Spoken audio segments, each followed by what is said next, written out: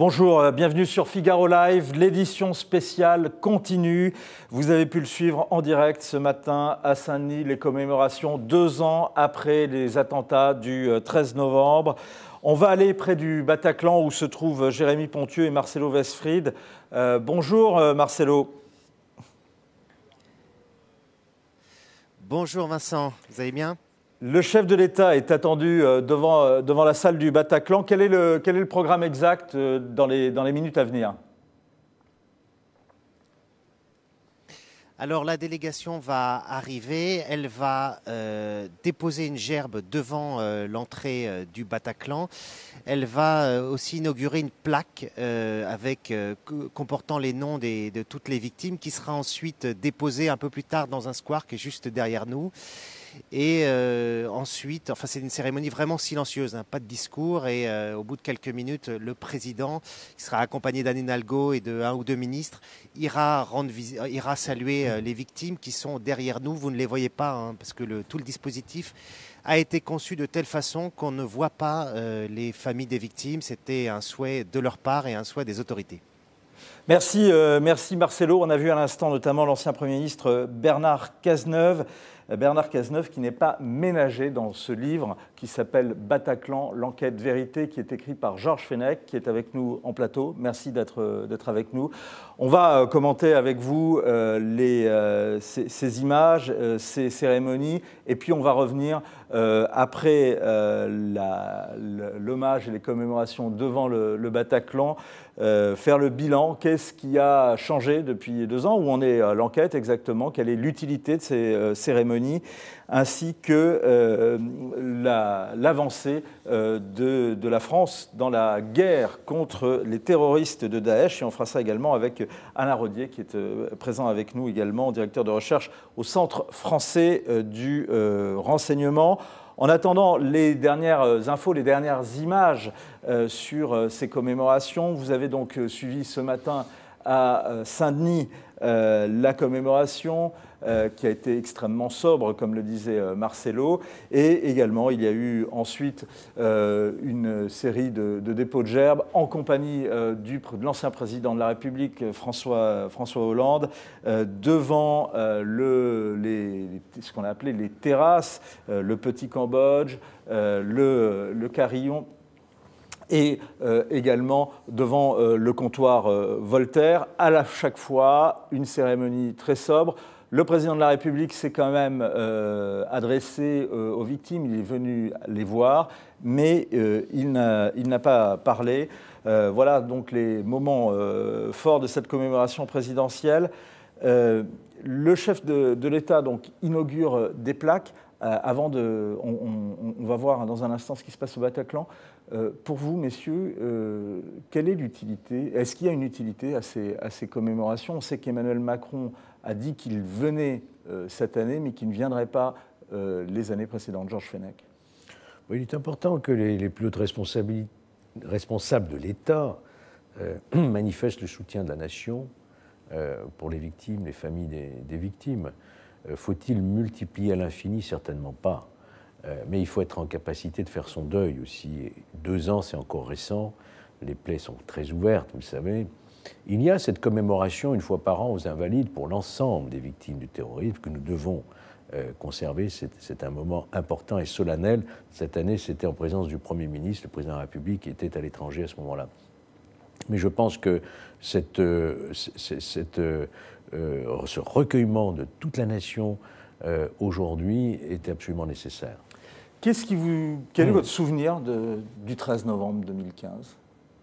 Oui, on se souvient tous où nous étions le 13 novembre 2015, comme pour le 11 septembre, on avait dit la même chose aux États-Unis. Mon souvenir, j'étais simplement chez moi et j'apprends comme tout le monde ce drame, cette tragédie. Et j'ai passé une nuit blanche, hein, comme beaucoup d'entre nous, à suivre le déroulement de ces événements tragiques. Et immédiatement, je suis monté à l'Assemblée nationale le lendemain à Paris pour être au plus près de cette actualité dramatique et voir comment, en tant que député, je pouvais aider ou participer. Je ne savais pas, bien sûr, à ce moment-là que je présiderais plus tard cette commission d'enquête qui me mettra au cœur de cette soirée avec mes 29 autres collègues parlementaires et Sébastien Pietrasanta, le rapporteur, où nous aurons un travail important à accomplir pour essayer de comprendre pourquoi ces individus ont pu passer à l'acte et comment nos systèmes n'ont pas vu ce qui était en train de se préparer, quoi.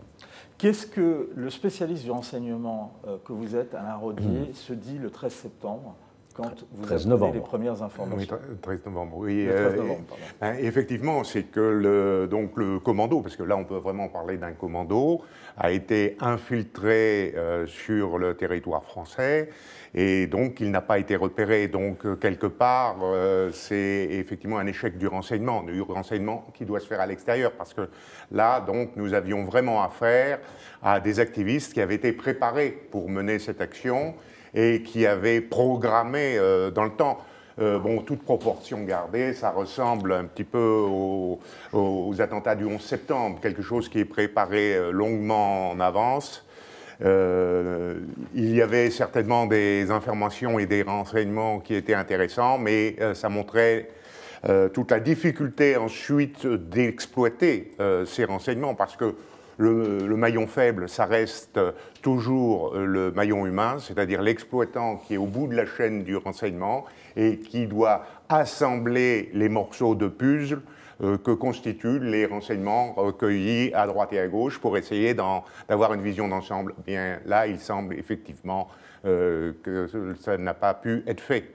Christophe Cornevin du service Société du Figaro nous a rejoint. Vous êtes spécialiste des questions de renseignement, en particulier des questions de renseignement intérieur et de sécurité au service. Et on va faire le point avec vous également sur toutes ces questions, à la fois vivre ces instants, mais également les mettre en perspective. On va les vivre également avec François-Xavier Bourmeau, qui est membre du service politique du Figaro et qui a suivi toute la campagne d'Emmanuel Macron. Il est notamment l'auteur de ce livre, Emmanuel Macron, les coulisses d'une victoire, aux éditions de l'Archipel. Et surtout, François-Xavier, vous étiez avec Emmanuel Macron dans la tournée qu'il vient d'effectuer au Proche et au Moyen-Orient. On va en reparler. Juste une question.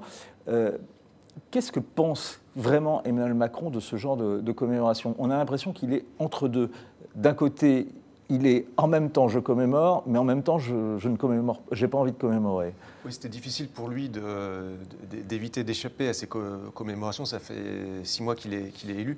Il ne pouvait pas échapper aux commémorations du 13 novembre, mais c'est pas quelqu'un qui, comme François Hollande, commémore tout ce qui bouge. François Hollande, à la fin de son François mandat, Hollande qu'on a vu ce matin. Voilà, qui lui a multiplié les commémorations sur tous les sujets. Emmanuel Macron n'est pas du tout dans cette logique-là, parce qu'il ne veut pas user la parole présidentielle. Et à force de commémorer, il estime que le propos se dilue et se perd. Donc il a prévu de le faire pour ce 13 novembre-là, aujourd'hui. C'est pas du tout sûr qu'il revienne sur ces commémorations l'année prochaine, ni même tout au long de son mandat. Il a plutôt envie de déléguer son Premier ministre pour commémorer l'année prochaine, le 13 novembre. Pourquoi cette position d'Emmanuel Macron? Pourquoi il n'a pas envie de faire ces commémorations plus ça? J'ai bien compris, j'ai bien entendu ce que vous avez dit sur le fait qu'il y a simplement une stratégie de communication qui est derrière. Oui, c'est qu'il est très... Je vous pose la question parce qu'il a quand même présidé à la suppression du secrétariat d'État aux victimes qui avait été créé sous le précédent gouvernement. En fait, lui estime que la parole présidentielle a du poids et que pour lui conserver ce poids, il faut la concentrer sur des sujets extrêmement spécifiques. Donc sur les commémorations qu'il a prévu de faire, il y aura l'année prochaine, il évitera vraisemblablement pas la fin de la Première Guerre mondiale. Il y a d'autres sujets comme ça qui vont baliser toute son action, mais il s'appuie surtout sur ces commémorations ponctuelles pour servir un propos politique. Là, je vous dis, c'était compliqué de passer au travers des 2 ans du 13 novembre. Mais lui veut redonner du poids à la parole présidentielle. Georges Fenech, vous comprenez cette position du président de la République? Oui, je peux parfaitement la comprendre. Est-ce que vous l'approuvez? La parole du président de la République, elle doit être précieuse, elle ne doit pas se dépenser inutilement. Ceci dit, là, on est face quand même à un drame national qui touche... Vous savez, le Bataclan a impacté la France entière. Qui ne connaît pas quelqu'un qui a été touché ou qui connaît quelqu'un. C'est ce qui m'a surpris dans tous mes déplacements. J'ai fait beaucoup de conférences à l'issue de la commission d'enquête pour expliquer notre travail. C'est l'impact national et au-delà, d'ailleurs international, bien sûr, vous le savez. Mais attention à ne pas donner le sentiment aussi d'être moins en empathie ou moins attentionné à l'égard des victimes. Il avait eu, je crois, pouvoir le dire, sans faire injure au président de la République, une parole maladroite à un certain moment, me souvient-il, je crois, quand il avait parlé, il ne fallait pas tomber dans un syndrome victimaire. Non, il ne s'agit pas de cela. Hein. Le fait d'avoir supprimé le secrétariat d'État aux victimes, je pense, a été une erreur. Et qui plus est, une erreur supplémentaire d'avoir supprimé le secrétariat général d'aide aux victimes, qui était une institution pérenne, qui devait rester après le changement de majorité et de gouvernement. Et on a créé une mission, une délégation, une déléguée pour une mission interministérielle d'aide aux victimes, d'accompagnement aux victimes, mais rattachée au seul ministère de la Justice. Mais pourquoi ? Pourquoi ne pas l'avoir attaché au Premier ministre ? Moi, j'ai eu l'occasion, et surtout dans ma carrière professionnelle, de présider une mission interministérielle, c'était sur les sectes. Nous étions rattachés au Premier ministre. On a donné le sentiment de réduire finalement la question des victimes à un problème juridique ou judiciaire. Pas du tout. C'est un ensemble. La victime est impactée dans ses droits sociaux, dans sa santé mentale, physique. Je pense que là, il y a eu des maladresses. Christophe, je vous laisse brièvement répondre avant de retrouver Marcelo Westphried qui est devant le Bataclan. Je vais complètement dans le sens de Georges Fenech, notamment sur le problème de la prise en compte des victimes depuis le début de ce drame. Il faut observer qu'aujourd'hui, il y a beaucoup de victimes qui ne viennent pas aux commémorations parce qu'elles sont en colère, elles ont du ressentiment. C'est passé ce matin même à Saint-Denis, une famille de victimes qui n'ont pas voulu... Pour plusieurs raisons, parce qu'il y a déjà un problème de récupération politique. Certaines disent qu'elles ne veulent pas retrouver un peu. Et là, effectivement, on voit un certain nombre d'images où on voit un certain nombre d'élus politiques. François Hollande, ne veut pas se retrouver forcément dans ce schéma-là. Et par ailleurs, elles se sentent, pour beaucoup, abandonnées par l'appareil d'État. Georges Fenech le soulignait assez justement, la suppression de ce secrétariat d'État d'aide aux victimes a été un vrai problème, mais plus encore, il y a le fonds d'indemnisation des victimes qui n'a pas rempli son rôle comme il aurait dû l'être, de le faire, notamment... il faut quand même considérer qu'en 2017, on ne rembourse, on ne prend comme préjudice que les préjudices corporels. Et aucun préjudice psychologique. On parle beaucoup de douleur invisible, mais cette douleur invisible, elle n'est pas prise en compte par l'État. Et c'est un vrai problème, parce qu'il y a plus de 750 personnes qui en souffrent.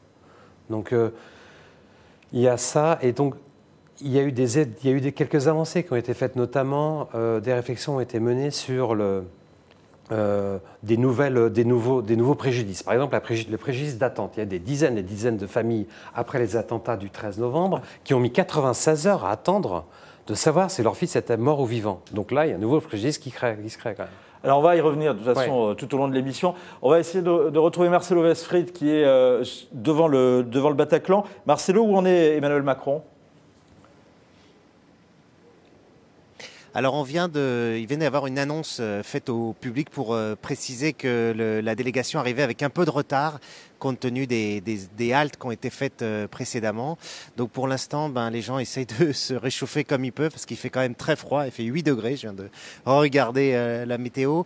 Non, il y a les familles de victimes qui sont derrière nous, qui sont assises dans un carré et certaines qui se prennent dans les bras quand elles se retrouvent. Donc il y a de l'émotion et une certaine sobriété aussi, puisqu'il y a les gens sont assez calmes, attendent. Il y a une sorte d'habitude de ce type de commémoration. Les familles de victimes qui ne voulaient pas être filmées, d'ailleurs. Donc on a demandé aux journalistes de se tenir à l'écart. Tout à fait. Nous sommes... là, il y a beaucoup de journalistes. À côté de moi, il y a une équipe allemande. Il y a une équipe italienne aussi. Les journalistes, on est un peu à l'écart parce que l'idée, effectivement, c'est de bien séparer la partie avec les officiels, la presse qui est en retrait et la famille qui est au plus près du Bataclan dans une sorte de carré un peu à part pour pouvoir justement bénéficier d'un certain anonymat, d'une certaine distance, d'une certaine décence finalement, des discrétions de la part des médias. Et le président viendra les saluer à la fin hors caméra. Et vous nous raconterez ça. J'ai juste une question pour vous, Marcelo. Elle est plus politique. C'est sur la suppression du secrétariat d'État aux victimes. Et vous avez, semble-t-il, vous, une explication sur cette suppression. Alors en fait, c'était une structure qui avait été installée voulue par François Hollande, qui avait été placé sous la direction du Premier ministre. Et en arrivant au pouvoir, Emmanuel Macron, essentiellement son garde des Sceaux de l'époque, François Bayrou, avait décidé de rapatrier cette structure au sein du ministère de la Justice. Et donc le secrétariat d'État a été supprimé. Il y avait aussi peut-être une seconde raison, c'est qu'il était à l'époque, la structure, il y avait un préfet qui s'occupait de faire tourner toute cette structure, Christian Gravel, qui était très proche de Manuel Valls. Donc c'était à la fois la volonté de François Bayrou de rapatrier sous sa tutelle, dans son sein, cette direction, et par ailleurs sans doute de régler quelques comptes politiques en évinçant cette personnalité très proche de l'ancien pouvoir et en installant des responsables plus proches de la Macronie. Dernier point, justement, quelles sont les personnalités politiques qui sont là, présentes au Bataclan, à côté de vous? Alors on a vu pas mal arriver tout à l'heure des élus parisiens, des sénateurs, des membres de la mairie. On sait que Manuel Valls aussi fera partie de cette délégation. Il n'a pas pu il n'était pas présent ce matin au Stade de France puisqu'il faisait des émissions télé, mais il sera là. Bernard Cazeneuve, dont vous avez parlé aussi.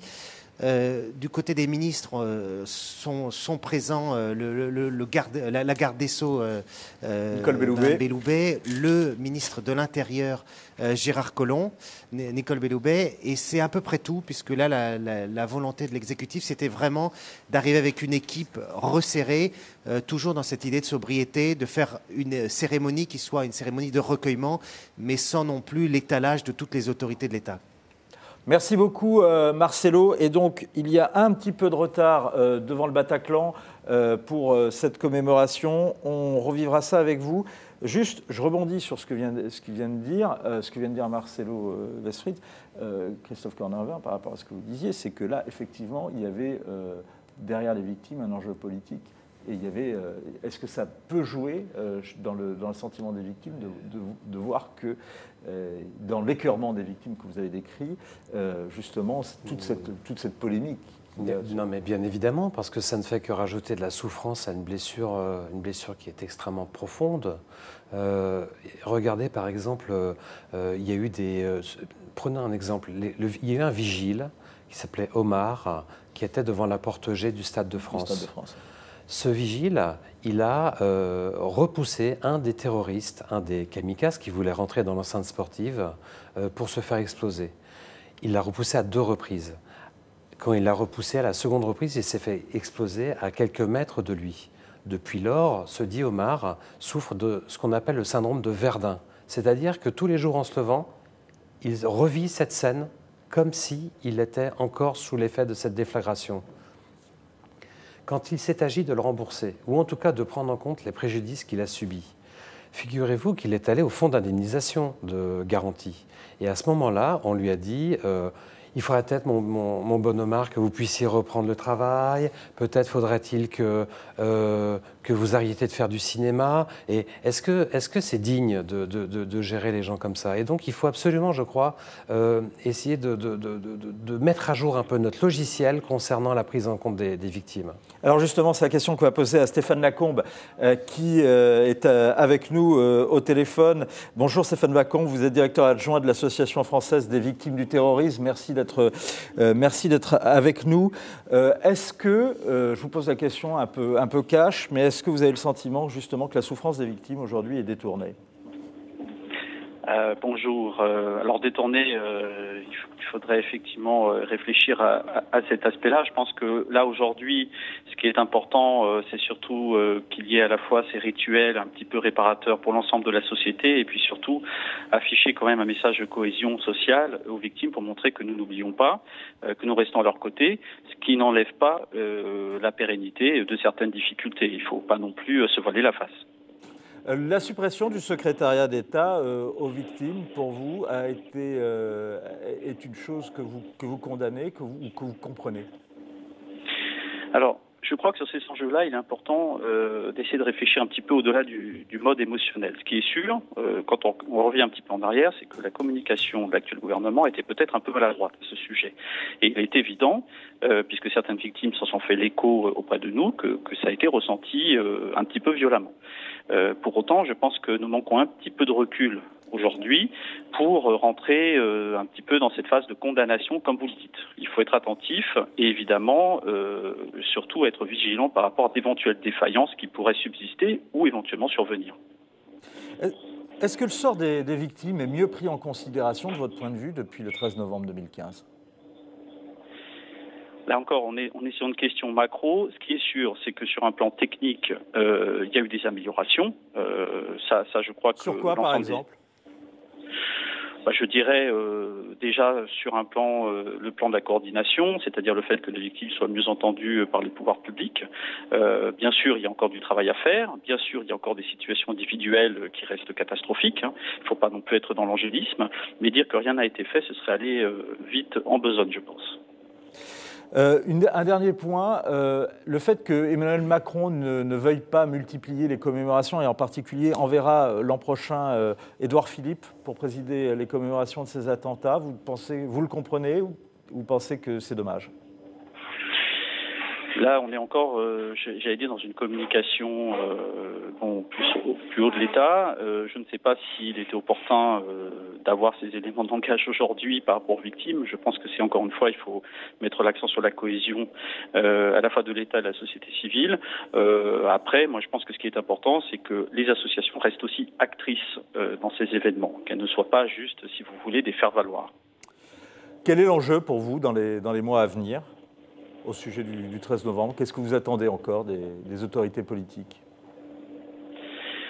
Ce que nous pouvons attendre des autorités politiques, et c'est même pas d'ailleurs attendre, c'est exiger, c'est une vision stratégique, mais pas seulement un plan, une vraie stratégie avec une colonne vertébrale solide qui vise non seulement à renforcer les capacités de la société à faire face à ce défi qu'est le terrorisme, et puis aussi à montrer que les victimes, je dirais, doivent être partie prenante de ce processus.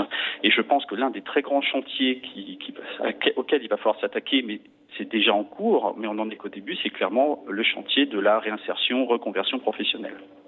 Merci beaucoup Stéphane Lacombe d'avoir été en direct avec nous. Je rappelle que vous êtes le directeur adjoint de l'Association française des victimes du terrorisme. Merci, je vous laisse parce que je sais que vous avez un rendez-vous sur une autre radio. Ce que dit Stéphane Lacombe est pareil, en contradiction avec ce qu'on peut entendre parfois, c'est-à-dire que quand on entendra peut-être tout à l'heure, quand on commémore ce genre d'événement, on donne aux terroristes finalement une nouvelle légitimité. Alain Rodier. C'est sûr que d'un certain côté, je ne dis pas tous les terroristes, mais un certain nombre se réjouissent justement de l'impact que ça peut avoir justement dans la population, et ces commémorations malheureusement peuvent apporter effectivement des satisfactions jubilatoires auprès de certains, c'est une évidence. Georges Fenech. Je ne pense pas que ce soit la question. La question, c'est la solidarité nationale. Que ça fasse plaisir ou non à quelques terroristes, ça, c'est pas notre problème. On a besoin de manifester non seulement de la compassion, parce qu'il faut en avoir, mais aussi de la vraie solidarité. Moi, je pense qu'on a beaucoup avancé, en réalité, depuis ces attentats en faveur des victimes. On a une liste unique des victimes qui a beaucoup évolué, vous le savez, où on intègre maintenant le préjudice également. On commence à intégrer le préjudice psychologique, ça commence à rentrer dans la LUV, ça a été une avancée importante. On a aussi permis aux victimes, j'ai oublié ce que je souhaitais dire, aux victimes d'être évidemment suivies tout au long d'un parcours qui peut prendre des années, des années, des années. Donc je pense que les victimes ont besoin de comprendre et d'être rassurées. Il faut quand même savoir, ce n'est pas un hasard, les 3 grandes associations, hein, elles sont pas, il y en a d'autres, mais je pense par exemple à Life for Paris. Caroline Langlade a démissionné. Je pense au 13 novembre, Fraternité, Georges Saline, dont la fille Lola est morte au Bataclan, a démissionné. Il souffre beaucoup, et je pense aussi et surtout à Stéphane Giquel, qui a tenté à ses jours et qui est actuellement hospitalisé, et on lui souhaite un prompt rétablissement. C'est pour vous dire à quel point ceux qui s'investissent, s'ils ont le sentiment d'être dans un parcours du combattant, c'est une force d'injustice nouvelle. Et donc, on doit leur faciliter. Oui, ce que je voulais dire tout à l'heure, c'est qu'on a créé aussi ce numéro unique, vert, d'accès à tous les services administratifs. Ça, c'était un guichet unique, comme on dit, c'était quelque chose d'important. Il y a quelque chose qui est assez frappant, je pour ainsi dire hallucinant dans ce que disait Christophe Cornevin, c'est entre le moment où il y a une surmédiatisation des victimes et de certains héros de ces attentats, comme ce vigile devant Saint-Denis dont vous avez parlé. Donc la presse a peint sous les traits d'un héros, objectivement d'ailleurs, de façon justifiée, pardon. Et d'un autre côté, cette espèce de parcours de combattant qu'il y a après pour l'indemnisation. Vous avez scruté ça dans votre commission, dans votre enquête? Bien sûr, nous avions auditionné toutes les associations, y compris les plus anciennes, celles notamment de Mme Woodveski, SOS Attentat. C'est un éternel combat, celui des victimes. Comment on explique ça? Parce que ça retombe. Voilà. Après, les années passent, les victimes sont toujours avec leurs préjudices physiques, psychologiques, on passe à autre chose, malheureusement. Mais est-ce que les fonds d'indemnisation sont de mauvaise foi, sont de mauvaise volonté? Non, je crois que le fonds de garantie a évolué aussi, mais il se comporte un peu comme vraiment une compagnie d'assurance, plus qu'une, je dirais, une compagnie d'accompagnement des victimes. Je pense que là, il y a une marge de progression importante. Et qu'est-ce qu'il y a? Il faut qu'il y ait, par exemple, plus de psychologues, ou qu'il y ait un process qui soit plus psychologique dans la façon de prendre en compte il faut de très très bons spécialistes pour examiner les préjudices. Ça ne doit pas être entre les mains de n'importe qui, c'est vraiment une spécialisation. Et puis, il faut faciliter au maximum la prise en charge matérielle. Il n'est pas normal que les victimes puissent devoir faire l'avance d'un certain nombre de frais. Il faut que tout cela soit vraiment organisé pour que les victimes n'aient pas un nouvel sentiment d'être abandonnées ou insuffisamment assistées. Christophe Cornevin, par rapport à ce que disait Stéphane Lacombe tout à l'heure, qui disait qu'il y avait quand même une importance dans cette ritualisation, que c'était important d'avoir ces rituels. Et par contre, à ce qu'on se disait avec Alain Rodier, il y a également ce risque, c'est que les terroristes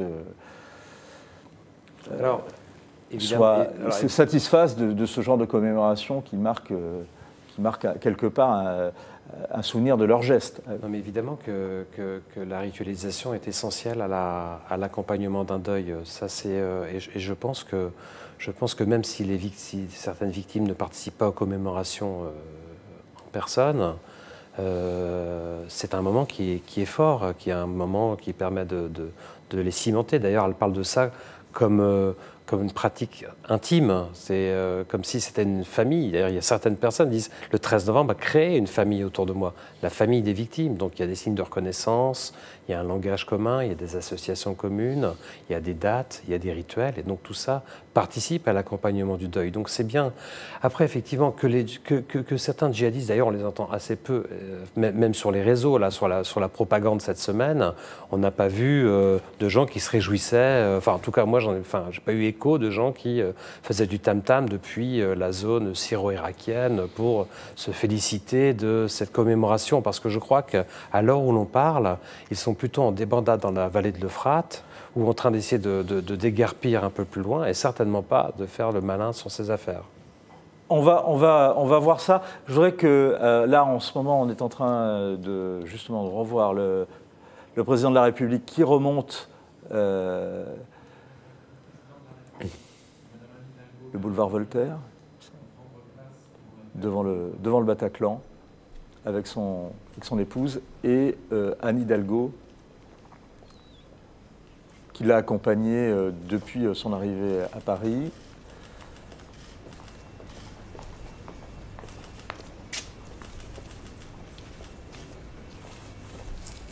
Le président de l'Assemblée nationale et du Sénat.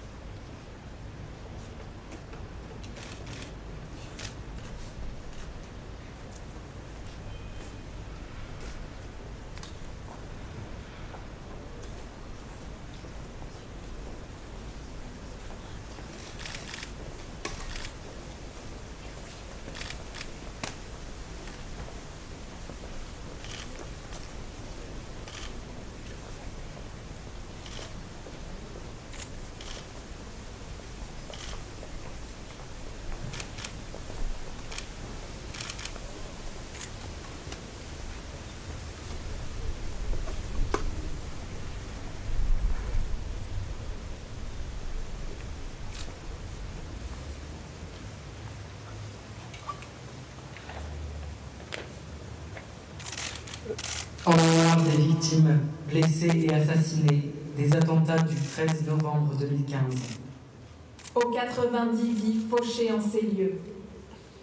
Stéphane Albertini, Nick Alexander, Jean-Jacques Amir, Armel Antisévique Punir, Thomas Ayad, Guillaume Barrault de Cherf, Emmanuel Bonnet, Maxime Bouffard, Quentin Boulanger, Élodie Breuil, Claire Camas, Nicolas Catina, Baptiste Chevreau, Nicolas Classo, Elsa Delplace et Patricia San Martin, Alban Denuy, Vincent Détoc, Fabrice Dubois, Romain Duné, Thomas Duperron, Mathias Dimarski et Marie Lauch, Saler Emad El Djebali,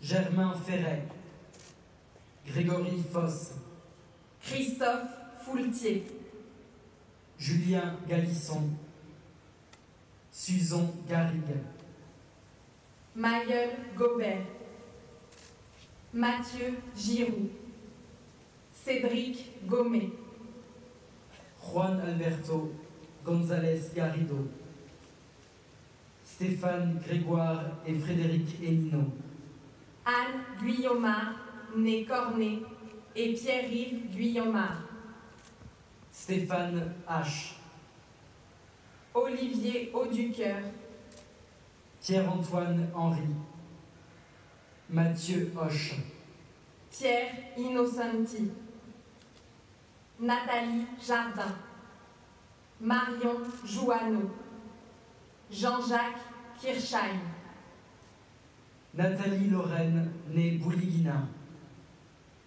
Renaud Le Guen, Gilles Leclerc, Christophe Lelouch, Claire Métro Taprez, Cécile Martin,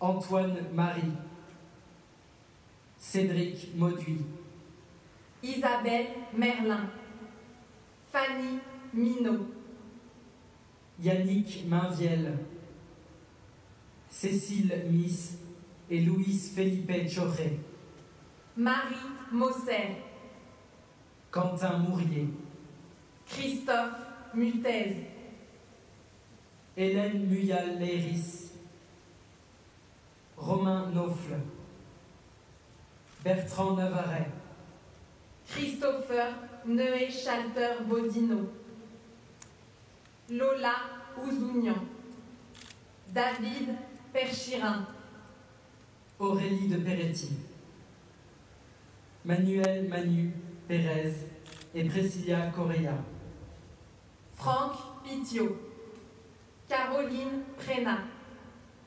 François-Xavier Prévost, Richard Ramand, Valentin Ribé, Mathieu de Rortet, Estelle Roy, Thibaut Rousse-Lacordaire, Raphaël Ruiz, Madeleine Sadin, Lola Saline, Hugo Sarade, Jalal Sebar, Maude Serrault, Sven Alejandro Silva Perugini, Valéria Solésine, Fabien Stech, Ariane Teller, Éric Thomé, Olivier Vernadal,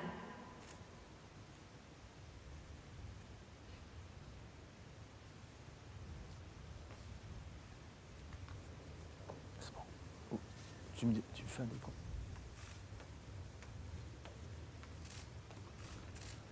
Voilà, et donc vous avez pu le suivre en direct, le nom de l'ensemble des personnes tuées dans cette salle du Bataclan le 13 novembre. Georges Fenech, un souvenir particulier, vous avez été les premières personnes à être entrées dans le Bataclan alors que c'était encore sous scellé à l'époque. C'est un moment d'une intensité rare. Lorsque nous sommes rentrés, nous étions, je crois, une bonne vingtaine de parlementaires. Le Bataclan était en pleine réfection, donc il y avait des échafaudages partout. Mais il y avait aussi encore des bougies sur une table. Et spontanément, nous avons observé une minute de silence. Ça a été extrêmement difficile de commencer nos travaux sans ce recueillement qui s'est imposé à nous. Voilà le souvenir que j'en ai. Alors justement, pourquoi cet hommage se fait en silence, là, actuellement, François-Xavier Bourmont? Est-ce que c'est pour les raisons que vient d'invoquer Georges Fenech, ou bien y a-t-il d'autres raisons plus politiques qui entrent en ligne de compte? Il y a effectivement cette explication-là. Il y en a une autre qui est sans doute plus politique et qui est effectivement la pensée d'Emmanuel Macron sur ce qui s'est passé au Bataclan et pas forcément audible dans la bouche d'un président de la République. On se souvient qu'il y a 2 ans, un mois après les attaques terroristes, Emmanuel Macron avait pris la parole au Conseil économique, social et environnemental lors d'une réunion organisée par les GRAC. Et dans ce cadre-là, il avait expliqué... préciser ce qu'étaient les GRAC. Alors, les GRAC, c'est un groupe de hauts fonctionnaires plutôt progressistes dans la lignée du rocardisme, disons, pour aller vite. Et dans ce cadre-là, Emmanuel Macron, qui ne s'était pas exprimé depuis les attaques terroristes, avait donné son explication et avait notamment dit qu'il y avait un terreau, que la société française avait laissé se développer un terreau sur lequel avaient prospéré les djihadistes. Ça avait provoqué une polémique de dire que la société française était pour partie responsable de l'apparition de ces terroristes. Ça, aujourd'hui, il ne peut pas le dire. Comme Emmanuel Macron est quelqu'un qui a une certaine constance dans sa pensée, le fait aujourd'hui de commémorer les 2 ans de ces attaques terroristes par des minutes de silence, ça lui évite de remettre cette idée-là ou d'évoquer cette idée-là alors qu'elle est vraisemblablement très peu audible et qu'elle provoquerait à coup sûr une polémique assez dure dans la société française. On va juste, je voudrais quand même avoir votre réaction sur ces images que l'on vient de vivre. Qu'est-ce que vous ressentez en particulier, vous, Georges Fenech, qui êtes allé sur place déjà? Je me remémore la commémoration de l'année dernière, en présence de François Hollande, devant le Bataclan, et tous ces visages qui me sont devenus, pour certains, familiers. J'en vois qui ne retiennent pas leurs larmes, je comprends parfaitement. C'est un moment tout à fait particulier, on se sent tous concernés, quoi. Et le président de la République, on voit bien, son visage aussi est très, très marqué. Il n'y a pas, je ne crois pas qu'il y ait on ne peut pas parler de récupération. C'est pas du tout. Aujourd'hui, il ne faut pas parler de ça, en tout cas.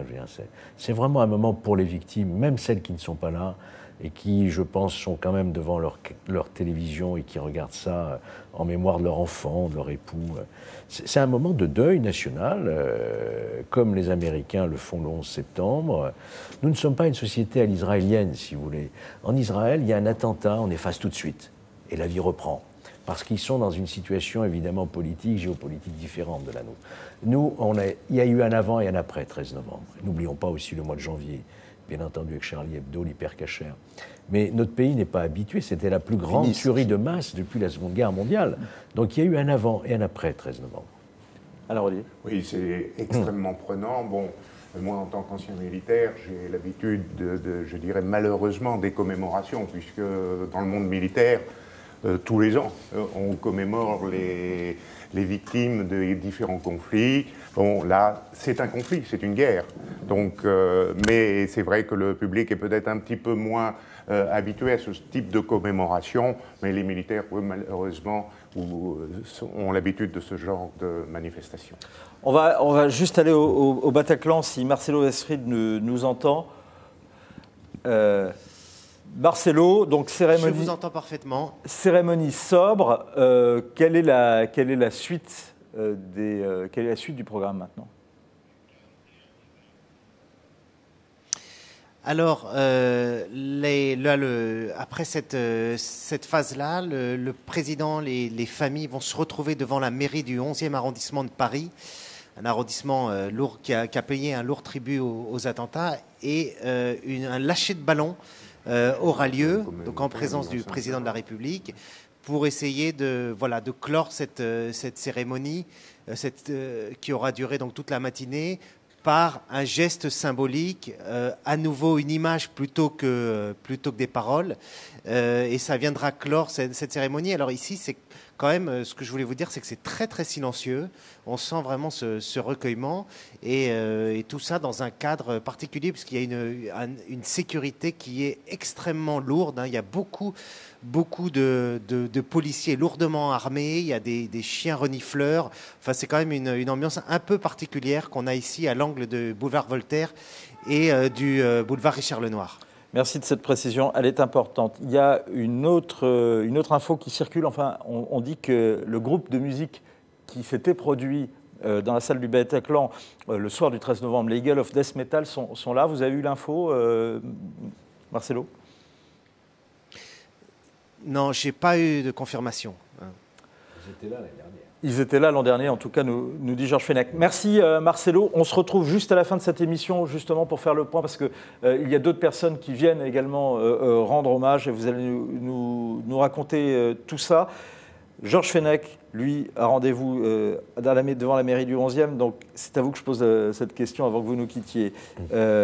L'enquête, on va faire un point dessus maintenant, elle est énorme. Je vous propose d'abord d'écouter ce que disait le procureur de Paris, François Molins, vendredi dernier sur France Info, qui en donnait une idée de l'ampleur. Comme les juges d'instruction le disaient aux victimes lors de leur dernière réunion, ils espèrent clôturer le dossier au printemps 2019. Il faut savoir que c'est un dossier qui est tentaculaire. On compte aujourd'hui plus de 220 tomes de procédures, un peu plus de 28 000 procès-verbaux. Et on a vraiment été confronté dans ce dossier à une cellule terroriste d'une ampleur inédite, avec des investigations qui ont révélé de très fortes connexions entre les attentats, les différentes tentatives d'attentats du 13 novembre, mais aussi d'autres attentats en France et en Belgique. 15 individus qui ont été identifiés, qui sont arrêtés, qui sont identifiés encore vivantes, 13 en détention et 2 encore dans la nature.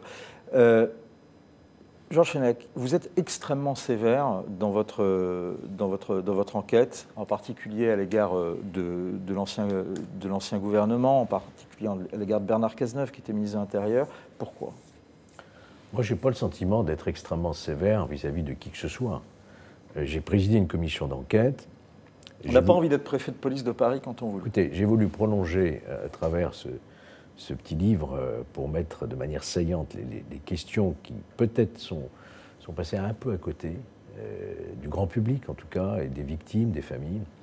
il y a un moment où il faut mettre les choses sur la table. C'est faire injure à personne de dire que nous n'étions pas prêts. Il n'y en a qu'une qui l'a reconnu devant une commission d'enquête, c'est Juliette Méadel, la secrétaire d'État aux victimes, qui a dit « nous n'étions pas prêts ». Ni nos services de renseignement n'étaient organisés pour ce genre d'attentat. D'ailleurs, l'un et l'autre, M. Calvar et M. Bajolet, à l'époque directeur de la DGSI, DGSE, l'ont dit. Dans une commission, c'est un échec de nos services. Il n'y a que le ministre de l'Intérieur qui ne supportait pas qu'on puisse mettre en cause ou en doute ses services, ses fonctions. Non. Donc, je pense que nous n'étions pas prêts, aussi bien pour les services de renseignement que les forces d'élite et d'intervention. Les choix qui ont été faits le soir du Bataclan, le 13 novembre, étaient-ils appropriés? C'est injurieux que de poser cette question. Il y a quelque chose d'hallucinant dans votre livre. Je vous coupe. Il y a quelque chose d'hallucinant dans votre livre. La force Sentinelle, elle n'est pas intervenue, je me pose la question. Pourquoi n'a-t-on pas donné l'ordre à la force Sentinelle d'engager le feu alors que l'un des 3 assaillants était dans le passage Saint-Pierre-Amelot à portée des FAMAS? Pourquoi cet ordre de ne pas engager le feu au prétexte que nous n'étions pas en état de guerre? Alors qu'on le voit bien depuis à Marseille, au Louvre, à Orly, la force Sentinelle utilise aujourd'hui le feu. Il faut la garder, la force Sentinelle, aujourd'hui. Toutes ces questions, si on ne les pose pas, c'est faire injure, alors par contre, aux victimes et aux familles. Alors, juste sur un point que vous soulevez, c'est que, sans même parler de la force Sentinelle, vous expliquez le problème dans les interventions de la police. Il y a des forces d'élite, notamment le RAID, il y a les forces d'élite de la gendarmerie, le GIGN, qui ne peuvent pas intervenir parce que c'est traditionnellement la BRI qui doit intervenir. C'est ce que vous dites dans votre livre. Ben oui, parce qu'il y avait un critère. Qui n'est pas spécialisé dans ce genre d'intervention. Un critère de compétence territoriale. Nous sommes à Paris, c'est la BRI-P, BRI Paris, qui est compétente. La BRI, c'est, je les connais bien, je suis un ancien juge d'instruction, j'ai beaucoup travaillé avec eux, c'est l'anti-gang. Bon, c'est vrai qu'ils sont entraînés, et je ne mets pas en cause la qualité des hommes, encore une fois.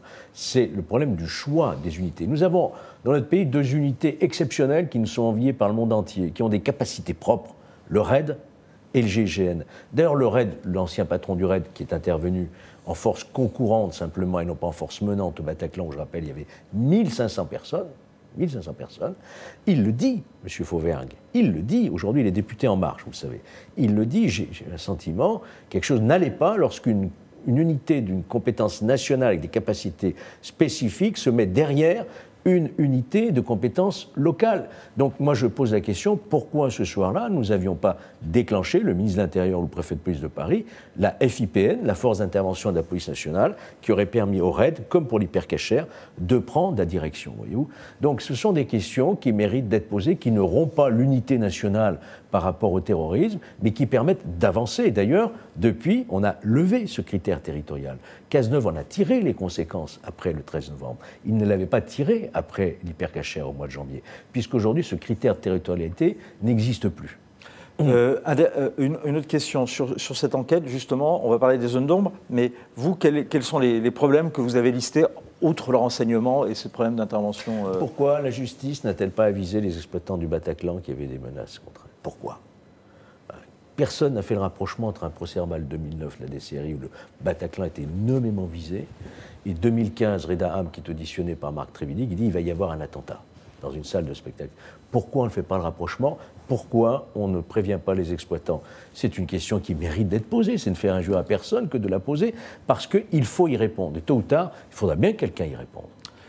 Les tueries auraient pu être évitées, c'est en tout cas la conviction qu'on tire, qu'on a en lisant votre livre Bataclan, l'enquête vérité, c'est aux éditions UPPR et c'est un livre qu'on vous recommande. Christophe Cornevin, quelles sont les autres zones d'ombre dans l'enquête on se dit que quand même maintenant c'est une enquête, l'info était ouverte sur ce genre d'attentat. Alors, l'information était ouverte, oui, mais il en demeure pas. Je ne parle pas de l'information judiciaire. Oui, non, mais bien sûr. Même si, entre nous soit dit, il y a eu quand même pas mal de fuites, considérons-le, dans ce dossier tentaculaire, comme l'a rappelé François Molins tout à l'heure. Les zones d'ombre, d'un point de vue purement opérationnel, sont de différentes natures. Je pense qu'il faut... et c'est un des axes majeurs de l'enquête, c'est d'essayer d'identifier les commanditaires, ou les commanditaires. Savoir qui a ourdi une telle tuerie depuis la zone syro-irakienne. Abdelhamid Abaoud qui a été tué après dans une intervention. Dans un premier temps, les gens, les observateurs, les journalistes, moi-même d'ailleurs, étions persuadés, toute bonne foi, que Abdelhamid Abaoud était le concepteur, et en fait, le planificateur, et en fait ce n'était que la cheville ouvrière en France, un petit organisateur, mais certainement pas l'architecte du projet. Parce qu'il a fallu attendre 2016 pour savoir que c'était Ahmad Attar, notamment, qui était soupçonné d'être le véritable penseur de ce projet. Après, il y a les services américains qui pensaient que Abdelil Haimish pouvait être aussi un des concepteurs, mais la CIA est revenue un peu sur ce point de vue, et je pense que la ligne française disant que c'est Attar le responsable du 13 novembre est une ligne qui tient la route et qui est étayée par un certain nombre d'éléments tangibles. Reste à savoir où il se trouve, parce que lui, comme les 2 maîtres artificiers, notamment Mohamed Bakali, sont toujours quelque part sur les zones de combat. On n'est absolument pas sûr qu'il figure au nombre des 281 personnes présumées mortes françaises, présumées mortes pendant les combats. Donc elles sont peut-être encore quelque part, tout comme les frères Klein, dont la voix a habillé les revendications du 13 novembre, et qui étaient aussi des gens qui venaient de France et qui sont notamment venus à Toulouse pour acheter du matériel d'enregistrement pour après justement faire cette revendication. Et ça, c'est les grosses zones d'ombre. Qui et comment on peut les avoir? Et après, une deuxième chose, les zones d'ombre, c'est les armes. Parce que évidemment, on sait d'où viennent toutes les armes. Non, voilà, parce que les gilets, on sait qu'ils ont été confectionnés en Belgique a priori, mais les fusils d'assaut, on n'a encore aucune idée du circuit par lequel ils ont emprunté le chemin jusqu'au Bataclan et jusqu'aux terrasses. On ne sait pas comment ils sont venus jusqu'à Paris. Georges Fenech, avant que vous nous quittiez, Reynal rappelle que François Hollande prévoyait la fin de l'état d'urgence. Où en est-on? Bien, l'état d'urgence a été terminé depuis la fin du mois d'octobre. Est-ce que c'est une bonne chose selon vous? Il fallait bien en sortir. On ne peut pas rester éternellement au niveau d'état d'urgence, qui est un état anormal dans une démocratie. Un état d'urgence, quelque temps après un événement de ce type, c'est parfaitement justifié, mais on ne peut pas continuer. Ce d'autant, et la commission d'enquête aussi a permis de le démontrer, la commission des lois, avec Jean-Jacques Urvoas à l'époque, que l'état d'urgence a une efficacité dans les premiers temps qui suivent les premières perquisitions administratives. Ensuite, l'intérêt s'amenuise. Vous savez, on lutte contre le terrorisme par le renseignement, par la justice, par les enquêtes en profondeur. Vous voyez, on a interpellé récemment 8 personnes quand même. On a certainement démantelé une filière qui s'apprêtait un jour ou l'autre. C'est ça le vrai. Et ça ne s'est pas fait dans le cadre de l'état d'urgence. Ça s'est fait dans le cadre d'une instruction judiciaire. Donc je pense que le fait d'avoir introduit dans le droit commun certains éléments de l'état d'urgence, notamment les fouilles de véhicules ou aux abords des événements, ou bien encore le contrôle administratif individuel, ou bien encore les visites domiciliaires, c'est quand même des garanties qui renforce notre état de droit. On ne pouvait pas rester... L'Espagne, après Barcelone, n'ont pas décrété, pas plus qu'après Madrid, d'état d'urgence. Donc nous, on est là, on a une surréaction avec l'état d'urgence, la force sentinelle, et ensuite, on ne sait plus comment faire machine arrière, vous comprenez? Nous sommes le pays de l'état de droit, nous sommes le pays des valeurs universelles, nous devons revenir à un droit commun, c'est aussi la force de notre état de droit. Merci beaucoup, Georges Fenech. Juste, on va écouter la réaction de Juliette Saint-Jean, qui scrute les réseaux sociaux et qui dit justement que les Français, eux, ne sont pas rassurés de la fin de l'état d'urgence. On l'écoute. Bonjour Vincent, bonjour à tous. Alors les internautes ont bien remarqué un renforcement de la sécurité, mais une très grande majorité considère que de toute façon, aucun dispositif ne pourra vraiment les protéger à 100%. Il serait temps d'étudier la sécurité et de cesser d'être naïfs. Nous pourrons prendre n'importe quelle action de sécurité. Ceux qui désirent faire des attentats en feront. Ce sera juste moins facile pour eux, indique Hervé. Certains constatent également qu'il y a eu une prise de conscience réelle de la part du gouvernement et qu'il est même un devoir de créer ce besoin de sécurité, mais ce ne sera jamais assez. Le dispositif est durci, particulièrement dans les grandes villes et avec les sentinelles, et ça c'est plutôt rassurant, explique Marc. Mais Alexandre constate encore pas mal de failles en expliquant que tous les endroits publics ne sont pas encore bien sécurisés, notamment les salles de cinéma. Pour certains, on y entre et sort comme dans un moulin. Pour Marie, le problème, c'est que toutes les décisions liées à la sécurité sont prises une fois le drame survenu. Et enfin, il est intéressant de constater que pour tous, la meilleure des protections possibles, c'est de rester vigilant, tout simplement. Alors, nous allons faire un point maintenant sur justement les nouvelles menaces qui apparaissent 2 ans après ces attentats, et faire un petit peu un bilan sur la guerre qui a été lancée et intensifiée contre Daesh juste après. C'est le président de la République qui l'a fait lors de sa tournée au Moyen-Orient. C'était la semaine dernière, on l'écoute. Nous allons, je le pense, je l'espère et nous faisons tout pour, dans le cadre de la coalition internationale, vers une victoire militaire en zone irako-syrienne dans les prochains mois. Après, justement, il faut rester très vigilant. D'abord parce qu'il peut y avoir encore des poches de déstabilisation. Alain Rodier, Daesh, c'est bientôt fini? Non. Ce qui est fini, c'est l'État, entre guillemets, je précise bien, islamique, avec son organisation, son gouvernement, la Choura, comme on l'appelait, les différents gouverneurs de province. Ça, c'est terminé. Les impôts qu'ils prélevaient aussi sur la population, ça, c'est vrai que c'est en voie de perdition. Mais ils pratiquent à l'heure actuelle quelque chose qu'ils avaient prévu depuis plus d'1 an, c'est ce qu'on appelle le retour au désert. Le retour au désert, ça fait référence au départ de Mahomet qui a quitté la Mecque, qui a été chassé de la Mecque pour rejoindre Médine. Donc il passe en mode guérilla. Et il ne faut pas s'imaginer que sur place, c'est un désert invivable. Il y a énormément de petites bourgades, des bourgs, etc., et qui sont peuplées majoritairement de populations sunnites. Or, ils trouvent dans ces populations un soutien logistique absolument irréfutable. Donc, tant qu'on n'aura pas gagné la guerre des idées, on n'aura pas gagné contre Daesh et Al-Qaïda qu'on a tendance à oublier. Je rappelle que quand on a gagné la guerre contre les nazis, on a détruit le nazisme. Là, ce qu'il faut, c'est détruire le salafisme djihadiste. Et bon, il y a eu beaucoup de critiques par rapport aux amalgames qui peuvent être faits, mais le prince Salman, dont on parle beaucoup, le prince héritier d'Arabie Saoudite, vient ça lui a échappé peut-être, et il a reconnu qu'il fallait maintenant pratiquer un islam tolérant.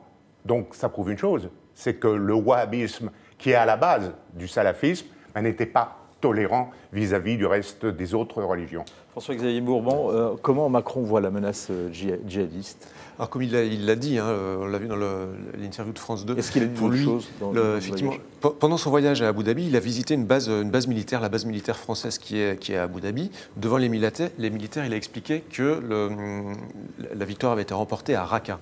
Et effectivement qu'il attendait la fin de l'État islamique dans les semaines, dans les mois qui viennent. En revanche, il a mis en garde contre les poches terroristes résiduelles, ce que vous évoquiez à l'instant. Et on voyait très bien sur place, dans cette base militaire, que l'armée n'est pas du tout en train de lever le pied sur la lutte contre le terrorisme. Il y avait la frégate antiaérienne Jean Bart qui était stationnée dans cette base militaire et qui menait des opérations de lutte contre les trafics dans le Golfe Persique et l'océan Indien, pour couper les réseaux de financement des organisations terroristes. Donc la guerre contre le terrorisme, elle est vraisemblablement en passe d'être terminée, mais contre l'État islamique, contre le salafisme djihadiste, non, pas du tout, et elle risque de durer encore très longtemps.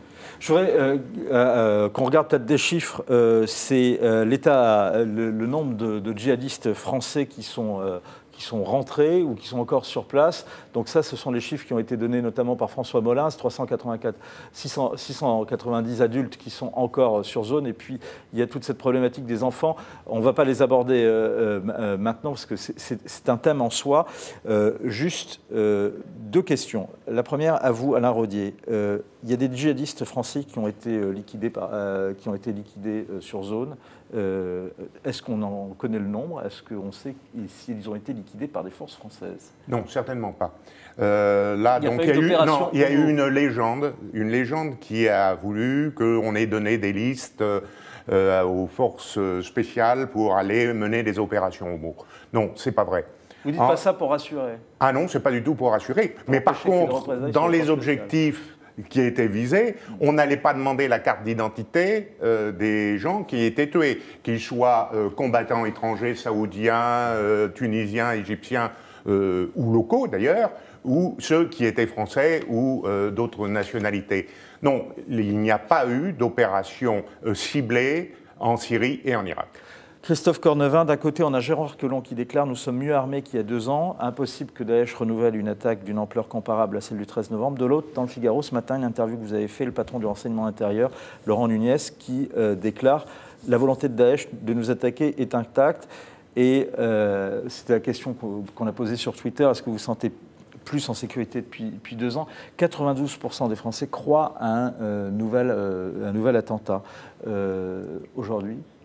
Preuve que les Français sont assez clairvoyants, une fois encore. Les attentats peuvent être plus meurtriers ou moins meurtriers que le 13 novembre.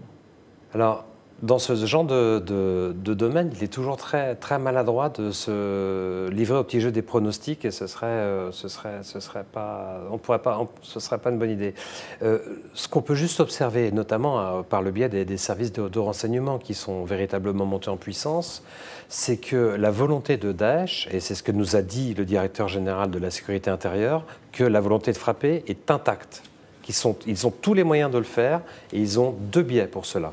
Ils ont la possibilité de projeter encore, même si c'est pas facile, mais de projeter encore des équipes vers la France, un peu à la manière de ce qui s'est fait pendant le 13 novembre, mais plus encore, et ça c'est une menace qui est encore peut-être au moins, voire plus, prise au sérieux, c'est ce qu'on appelle le risque endogène, c'est-à-dire l'ennemi de l'intérieur, cette fameuse 5e colonne, ce que vous voulez. Et ça, c'est généralement, on a eu pour l'instant des attaques de nature rudimentaire, alors qui ont frappé les esprits, comme à Marseille, parce que c'était très traumatisant, des filles au couteau, ou alors avec un très lourd bilan comme à Nice. Mais là, ce qu'ils peuvent faire, c'est qu'ils peuvent monter en puissance avec des explosifs beaucoup plus lourds. On a démantelé des laboratoires cette année. On a retrouvé dans le 16e arrondissement une machine infernale reliée à des téléphones mobiles au pied d'un immeuble dont on ne sait toujours pas quelle était la cible. Et ça montre qu'il y a une technicité de plus en plus forte. Et je veux finir en disant, un des derniers éléments qui inquiète de plus en plus les policiers, c'est que dans chaque perquisition, enfin pas dans beaucoup de perquisitions, ils retrouvent dans les ordinateurs des tutoriels qui permettent de confectionner des engins explosifs de type TATP, comme ceux qui ont semé la mort à Manchester ou en Belgique. Et on en reparlera, ça vaut une émission. Marcelo Westfried, vous êtes au Bataclan. Qu'est-ce qui se passe actuellement? Le président de la République est parti. Est-ce qu'il y a encore du monde autour de vous? Il y a encore du monde, curieusement, parce que là, la cérémonie touche à sa fin. Les convois de voitures officielles sont prêts à partir, mais pour l'instant ne sont pas partis. Il y a encore des familles qui restent sur place. Il y a encore, on voit aussi par exemple des policiers de la BRI dont vous parliez tout à l'heure, en uniforme, un peu d'apparat, qui sont là pour représenter un peu leurs camarades, eux qui étaient intervenus ici il y a 2 ans.